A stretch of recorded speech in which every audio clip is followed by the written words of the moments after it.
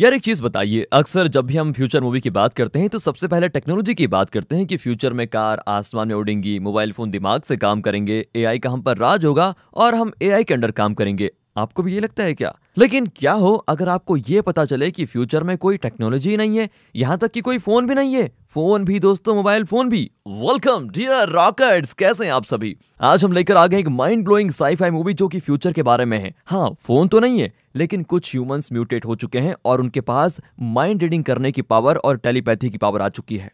और फिर कुछ पावरफुल लोग, खास करके सरकारी लोग, अपने फायदे के लिए इन माइंड रीडर्स का इस्तेमाल करते हैं। मतलब लोगों का डेटा चोरी करना, लगा लीजिए आप चुनाव के लिए। अब देखो, कोई किसी का डेटा चोरी करेगा यार तो लोग चुप थोड़ी बैठेंगे, है ना? अनयूजुअल कहानी। ये कैसी दुनिया है और यहाँ के प्रॉब्लम्स क्या हैं? कौन इन प्रॉब्लम्स को सॉल्व करेगा? जानने के लिए वीडियो को एंड तक जरूर देखिए, लाइक एंड शेयर भी कीजिए। तो मूवी की शुरुआत में एक खूबसूरत नदी को दिखाते हैं जिसके किनारे पर एक बाप और बेटा आराम से फिशिंग करते हैं। नदी के बीच से एक औरत उनको देख रही होती है और उसके फेस को देखकर ऐसा लगता है कि उसके अंदर अनगिनत सवाल भरे पड़े हैं। वो चुपचाप उन दोनों की ओर बढ़ती है और यहाँ पर मूवी का टाइटल द हुड मेकर डालकर होती है मूवी शुरू। कहानी पास्ट में जाती है जहां पर कुछ लोग प्रोटेस्ट कर रहे होते हैं कि माइंड रीडर्स को शहर से बाहर निकालो। वो हमारी इजाजत के बिना हमारे माइंड को रीड करते हैं, जो कि बहुत बुरी बात है। ये सभी नारे लगाते हैं कि डोंट स्टील आवर माइंड्स। और दोस्तों, ये प्रोटेस्ट भी दंगा फसाद में बदल सकता है, इसलिए यहाँ पर पुलिस फोर्स ही मौजूद होती है। यहाँ में ऑनर नाम की एक औरत को दिखाते हैं जो खुद एक माइंड रीडर है और उसके पास भी टेलीपैथिक पावर है।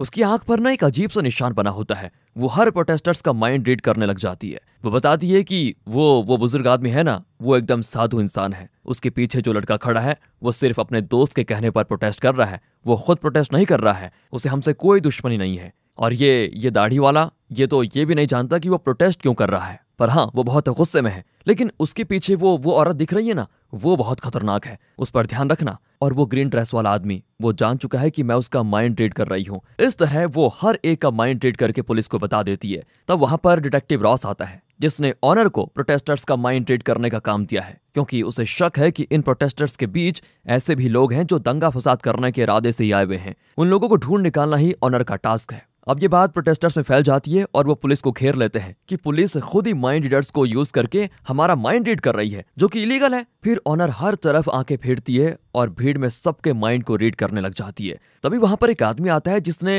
हुड मास्क नाम का एक स्पेशल टाइप का मास्क पहना होता है। ऑनर जल्दी से उसका माइंड रीड करने की कोशिश करती है, लेकिन इतने में वो उसको एक फायर बॉम्ब फेंक देता है और इस तरह एक नॉर्मल प्रोटेस्ट अब दंगा बन चुका है। रॉस तुरंत मास्क वाले के पीछे भाग जाता है। तभी उसका हेड नीचे गिर जाता है, लेकिन वो किसी तरह मास्क वाले के पास पहुंच ही जाता है और उसके मुंह पर मुक्का मारकर उसका मास्क उतारता है। फिर उसे आराम से अरेस्ट भी कर लिया जाता है। इसी बीच ऑनर रॉस को उसका टोपी लौटा देती है जो रास्ते में गिर गया था। फिर रॉस पुलिस स्टेशन जाता है तो वहां उसकी चीफ कहती है, हमें किसी भी तरह इन दंगों को फैलने से रोकना होगा। वैसे देखा जाए तो इस प्रॉब्लम में दोनों पक्षों की गलती है। ये माइंड रीडर्स भी कुछ कम नहीं है, सड़क पर आ जाते हैं, लोगों का माइंड रीड करने लग जाते हैं, तो जाहिर है भाई लोग प्रोटेस्ट तो करेंगे ही। लेकिन शांति से इसका सोल्यूशन निकालने के बजाय ये लोग अब दंगे पर उतर आए हैं, जो कि सही नहीं है। और मुझे इन्फॉर्मेशन मिली है कि एक खतरनाक टेररिस्ट ग्रुप इन लोगों को उकसा रहा है। तब रॉस बताता है कि उस ग्रुप के एक आदमी को मैंने पकड़ तो लिया है और उसने ये अजीब सा मास्क पहना हुआ था, देखिए। इसी बीच ऑनर आती है और उसको देखकर पुलिस वाले बिल्कुल चौंक जाते हैं। वो उसे अंदर नहीं आने देते, पर वो रॉस का दिया हुआ परमिशन लेटर दिखाती है, तब जाकर उसे अंदर अलाउ किया जाता है। वो खुद को वैसे बहुत कंट्रोल करती है कि वो किसी भी पुलिस वाले का माइंड रीड ना करे, लेकिन फिर भी पुलिस वाले उसके साथ अच्छे से पेश नहीं आते और उसे शक की नजरों से देखते हैं।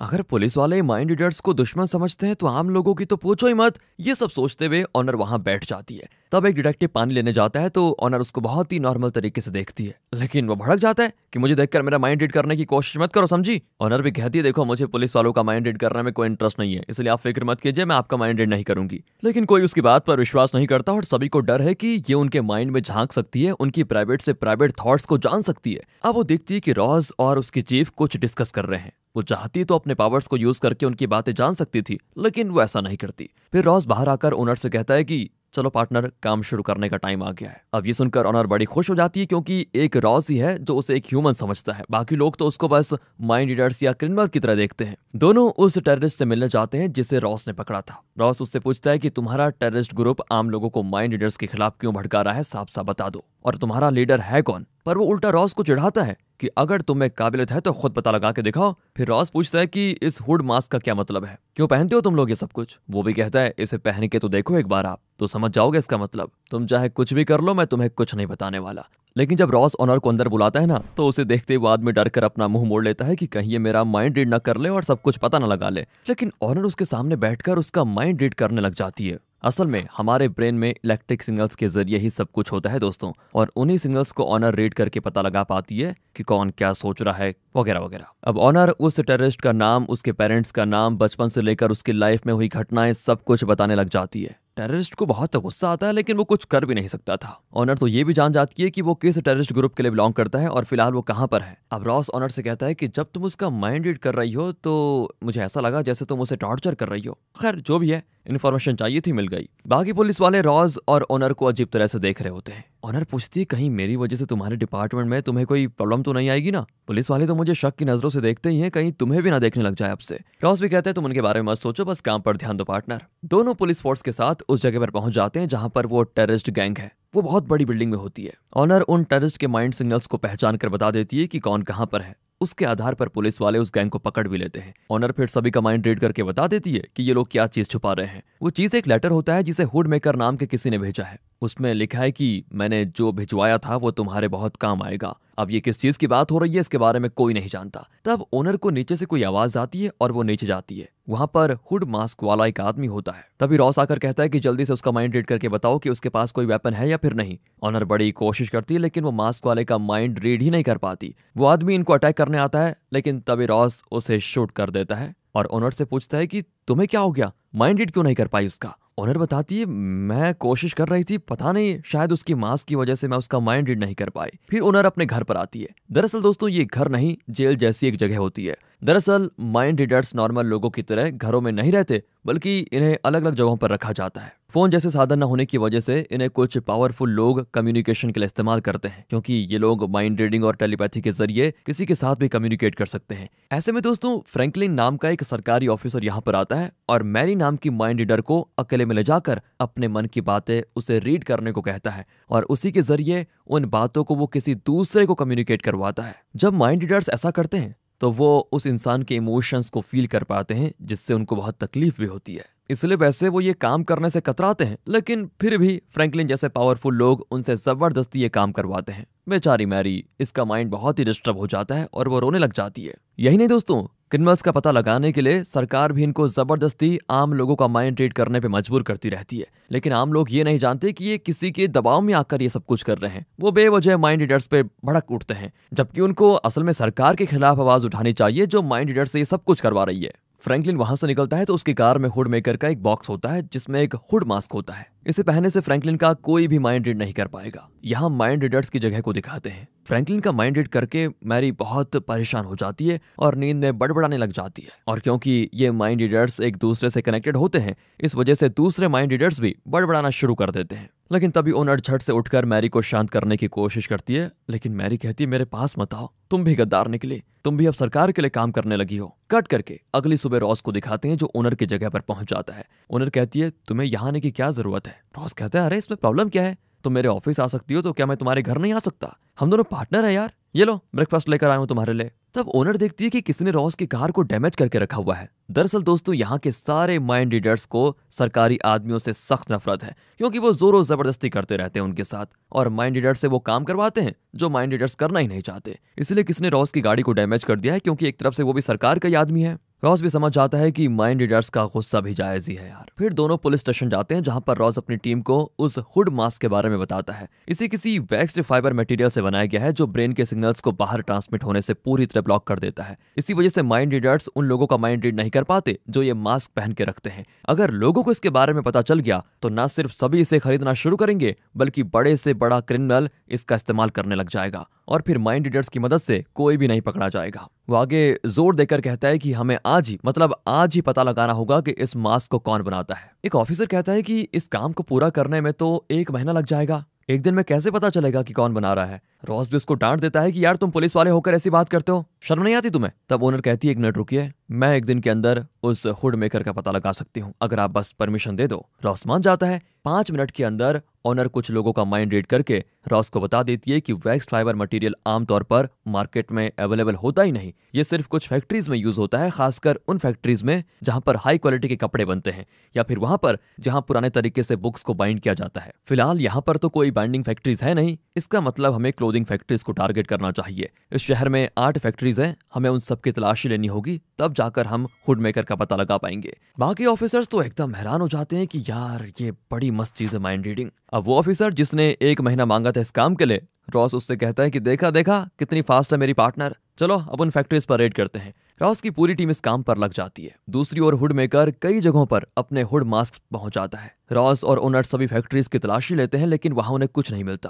रॉस पूछता है कि तुम इतने सारे लोगों के माइंड रीड करती हो, मतलब हमेशा तुम्हारे कानों में दूसरों के माइंड की वॉइसेस गूंजती होंगी, राइट? ओनर कहती है हाँ, लगातार उन आवाजों को सुनकर हम माइंड रीडर्स को मतलब ऐसी समस्या आ जाती है कि हम पागल भी हो सकते हैं। लेकिन हाँ, एक बात कहूँ, इस वक्त मुझे कोई आवाज नहीं सुनाई दे रही है। रॉस पूछता है ऐसा क्यों? ओनर बताती है वो इसीलिए एजेंट रॉस कि मैं जब तुम्हारे साथ होती हूँ तो बहुत अलग फील करती हूँ, एकदम शांत और खुश हो जाती हूँ मैं। अब रोज भी सोच में पड़ जाता है कि कहीं कुछ हो तो नहीं रहा हमारे बीच। अचानक ओनर चिल्लाने लग जाती है कि मुझे बचाओ। दरअसल फ्रैंकलिन मैरी को टॉर्चर कर रहा है दोस्तों दूसरी तरफ, जिसकी वजह से वो चिल्ला रही होती है कि मुझे बचाओ। और क्योंकि माइंड रीडर्स एक दूसरे से कनेक्टेड होते हैं तो यहाँ पर ओनर को भी उसका दर्द फील होता है और वो वही शब्द दोहराती है। रॉस भी इस बात को समझ जाता है और तुरंत मैरी को बचाने के लिए वो निकल जाते हैं। वहां फ्रैंकलिन हुड मास्क पहनकर मैरी की गर्दन पर गन दबाए हुए बैठा होता है। वो उसे टॉर्चर कर रहा होता है कि अब मेरा माइंड रीड करके दिखाओ, दिखाओ ना, दिखाओ जरा, वरना गोली मार दूंगा। रॉस भी उसको डराता है कि गन फेंक दो वरना बहुत बुरा होगा। वो चिल्लाता है कि इस मास्क को पहनने से माइंड रीडर्स का काम चौपट हो जाएगा, मैं ये बात सभी को बताने जा रहा हूँ।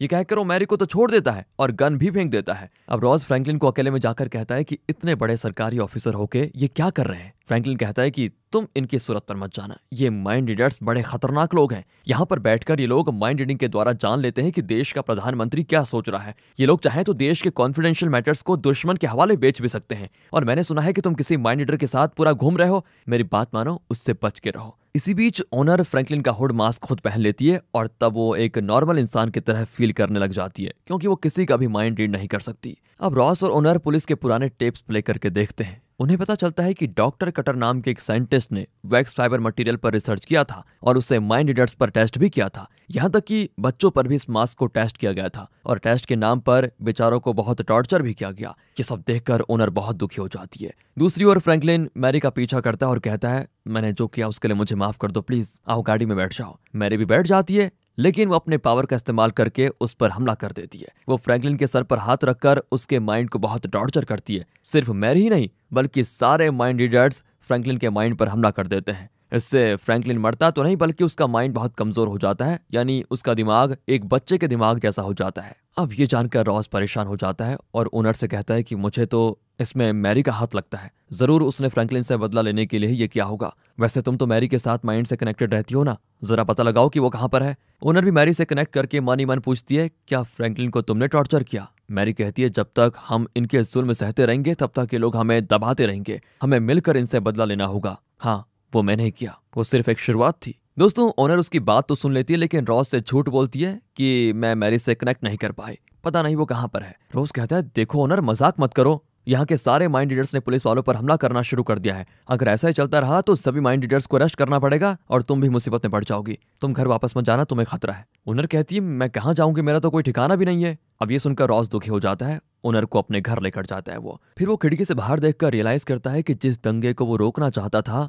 वो शुरू भी हो चुका है। आम लोगों और माइंड रीडर्स के बीच लड़ाई शुरू हो गई है। ओनर भी बड़े दुख के साथ कहती है ये लोग क्यों नहीं समझते कि माइंड रीडर्स भी इंसान है, हम लोग जरा म्यूटेट हो गए, इसमें हमारी क्या गलती है बताओ? वो लोग हमें खत्म क्यों कर देना चाहते हैं, इसमें मतलब हमारी क्या गलती है? बातों ही बातों में वो एक फोटो को देखती है जिसमें रॉस बचपन में अपने पिता के साथ एक नदी पर फिशिंग कर रहा होता है। ओनर कहती है इस फोटो में तुम बहुत खुश लग रहे हो। रॉस कहता है हाँ, जब पापा थे तो मैं बहुत खुश था, हम दोनों रोज उस नदी में फिशिंग करते थे और जानती हो वो माइंड रीडर से भरे हुए कमरे में भी आराम से बैठे रह सकते थे क्योंकि वो बिल्कुल ओपन माइंडेड इंसान थे। उन्हें दूसरों से कुछ छुपाने की जरूरत ही नहीं पड़ती थी, इसलिए उन्हें माइंड रीडर्स बहुत ही पसंद थे और पापा के साथ मैं भी बहुत खुश और बहुत सेफ फील करता था। इस पर ओनर कहती है कि जब मैं तुम्हारे साथ रहती हूँ ना तो बस मैं भी वैसा ही कुछ अच्छा और बड़ा सेफ फील करती हूँ। लगता है रॉस को भी ओनर से प्यार होने लग गया है। उस रात रॉस सो रहा होता है और तभी ओनर रॉस का माइंड रीड करने लग जाती है। हालांकि माइंड रीडर्स को ऐसा नहीं करना चाहिए वैसे, लेकिन क्या करें, वो तो बस रॉस के बारे में जानने के लिए ऐसा करने लग जाती है।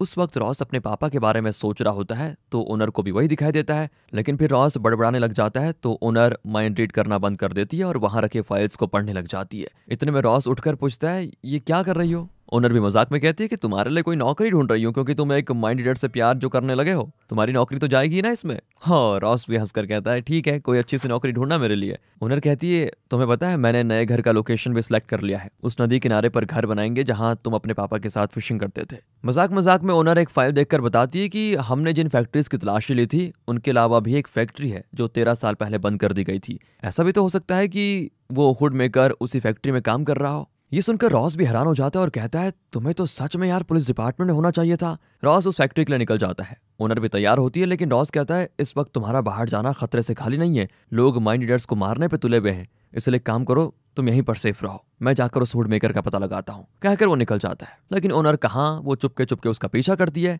तब टेलीपैथी के जरिए मैरी ओनर को कांटेक्ट करके कहती है कि किसी भी सरकारी आदमी पर विश्वास मत करो, वो सारे धोखेबाज हैं, हमें किसी भी तरह हुड मेकर का खात्मा करना होगा, वरना ये सभी लोग मिलकर हम माइंड रीडर्स का नामो निशान मिटा देंगे। यहाँ रॉस को दिखाते हैं तो उस फैक्ट्री के अंदर वो चला जाता है तो वहां पर डॉक्टर कटर अपने काम में लगा होता है। असल में दोस्तों यहीं पर हुड मास्क बनाया जा रहा है। रॉस पूछता है कि आप ये सब कुछ कर क्यों रहे? डॉक्टर कटर बताता है कि इससे पहले मैं अपने माइंड में कुछ सोचूं, उन माइंड रीडर्स को पता चल जाता है। बताओ, हर इंसान के लिए उसकी प्राइवेसी बहुत जरूरी होती है, लेकिन इन माइंड रीडर्स ने प्राइवेसी की धज्जियां उड़ा के रख दी है। ये मुझे बिल्कुल मंजूर नहीं, इसलिए मैंने ये सारे मास्क बनाए ताकि लोगों को उनकी प्राइवेसी वापस मिल पाए। तुम समझ रहे हो ना मैं क्या कह रहा हूँ? रॉस कहता है, समझ तो गया हूँ, लेकिन आप जो कर रहे हैं उससे बहुत बड़ी प्रॉब्लम हो गई है। इतने में दोस्तों ऑनर वहां पर पहुंच जाती है और इनकी बातें सुनने लग जाती है। डॉक्टर कटर कहता है कि एजेंट रॉस, तुम्हें तो कोई प्रॉब्लम नहीं होगी, क्योंकि तुम्हारे पास एक पावरफुल हथियार जो है उसके जरिए तुम माइंड रीडर से बच जाओगे, पर मेरे जैसे दूसरे लोगों का क्या? हमें तो हुड मास्क की सख्त जरूरत है ना। तभी ओनर अंदर आ जाती है।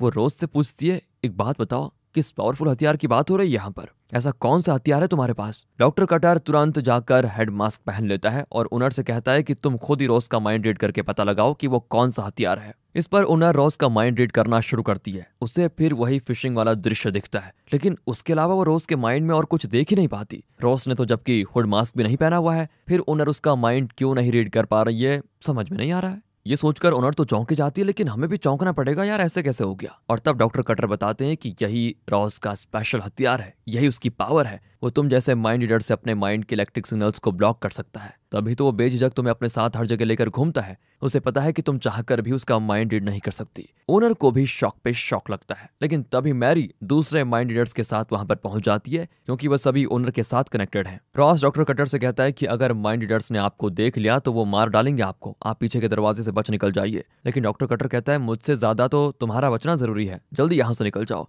माइंड रीडर्स को मैं रोक सकता हूँ। रॉस भी जाने वाला होता है, लेकिन उससे पहले ओनर उस दरवाजे से निकलकर उसे लॉक कर देती है। मैरी और बाकी माइंड रीडर्स जान चुके होते हैं कि हुड मास्क यहीं पर बनाया जा रहा है और उसे डॉक्टर कटर नहीं बनाया है। वो सब मिलकर डॉक्टर कटर के सर पर हाथ रख देते हैं और अपने पावर से उसके माइंड को बिल्कुल बेकाबू कर देते हैं, जिसकी वजह से वो मर जाता है। फिर वो उस पूरी जगह को जला देते हैं। आग तेजी से फैलने लग जाती है और जल्दी रोज पे जल जाएगा। दोस्तों, वो दरवाजे से निकलने की कोशिश करता है, लेकिन उस तरफ ओनर दरवाजे को लॉक करके खड़ी होती है। रॉस दरवाजा खोलने की विनती करता है, लेकिन ओनर कहती है, तुमने मुझे धोखा दिया है, अगर तुम मुझे धोखा नहीं देना चाहते तो मुझे अपना माइंड रीड करने दो, मुझे ब्लॉक मत करो। तुम्हारे माइंड में जो होगा उसके आधार पर मैं डिसाइड करूंगी कि यह दरवाजा खुलेगा या फिर नहीं। और कोई रास्ता न पाकर रॉस ओनर को अपना माइंड रीड करने देता है, लेकिन कहता है, आई एम सॉरी। फिर ओनर रॉस का माइंड रीड करने लग जाती है, जहां रॉस अपने पिता के साथ फिशिंग कर रहा होता है और ओनर नदी के बीच खड़ी उनको देखती है। ये तो मूवी की शुरुआत वाला सीन है। और जब ओनर आगे बढ़ती है, यानी रॉस के माइंड की गहराई में जाने की कोशिश करती है, तो वो नहीं जा पाती और नदी का स्तर ऊपर उठने लग जाता है। मतलब रॉस अब भी उसे माइंड रीड करने से रोक रहा है। वो बहुत विनती करती है कि प्लीज मुझे आगे बढ़ने दो। अब रॉस भी उसे ब्लॉक नहीं करता और ओनर रॉस के माइंड के अंदर झांकती है। दरअसल जब रॉस के बुलाने पर ओनर पहली बार पुलिस स्टेशन आई थी, तो उसने रॉस और उसकी चीफ को बात करते हुए देखा था। उस वक्त ओनर ने रॉस का माइंड रीड करने की कोशिश नहीं की थी, लेकिन अब वो रॉस के माइंड में जाकर जान पाती है कि असल में रॉस और चीफ के बीच क्या बातें हुई। दरअसल चीफ और रॉस ने यह प्लान बनाया था कि अगर हम ओनर को अपने डिपार्टमेंट में ले लें तो हमें खबर मिलती रहेंगी कि बाकी माइंड रीडर्स क्या सोच रहे हैं, आगे क्या करने वाले हैं। इन सब के माइंड्स एक दूसरे से कनेक्टेड जो हैं, इस तरह हम सारे माइंड रीडर्स को अपने कंट्रोल में रख पाएंगे। यही वजह थी कि रॉस ने ओनर को केस इन्वेस्टिगेशन में अपना पार्टनर बनाया। मतलब रॉस ने ओनर के साथ जो अच्छा बर्ताव किया, जो प्यार किया, वो सब झूठ था। दरअसल रॉस और उसका डिपार्टमेंट माइंड रीडर्स को कंट्रोल करने के लिए ओनर का इस्तेमाल कर रहा था। ये जानकर ओनर पूरी तरह टूट जाती है और रोने लगती है। रॉस कहता है कि शुरू में मैंने भी तुम्हें अपने मकसद के लिए इस्तेमाल किया, लेकिन फिर भी मैं तुम्हें सच में प्यार करता हूँ। प्लीज मेरा विश्वास करो और दरवाजा खोल दो। ओनर किसी भी नतीजे पर नहीं पहुंच पाती कि वो दरवाजा खोले या फिर नहीं। बाहर हर तरफ लड़ाई और दंगे चल रहे होते हैं, बॉम्ब ब्लास्ट भी होने लग जाते हैं, लेकिन ओनर वो रॉस को बचाया या फिर नहीं, इस बात को ये अधूरा छोड़ देते हैं यार, और मूवी खत्म हो जाती है। बाकी इसे कह सकते हैं ओपन एंडेड मूवी है। मुझे तो लगता है कि ओनर ने रॉस को माफ करके उसको बचाने के लिए दरवाजा खोल दिया होगा। आपको क्या लगता है? क्योंकि रॉस ने उसको धोखा भी दिया। तो आप अपनी सेंस से बता दीजिए कमेंट्स में। मिलते हैं अगली वीडियो में। वीडियो अच्छी लगी हो, एक्सप्लेनेशन अच्छा लगा हो तो लाइक कीजिए, चैनल को सब्सक्राइब कर दो यार। मिलते हैं अगली वीडियो में, ध्यान रखेगा अपना and finally thanks for watching.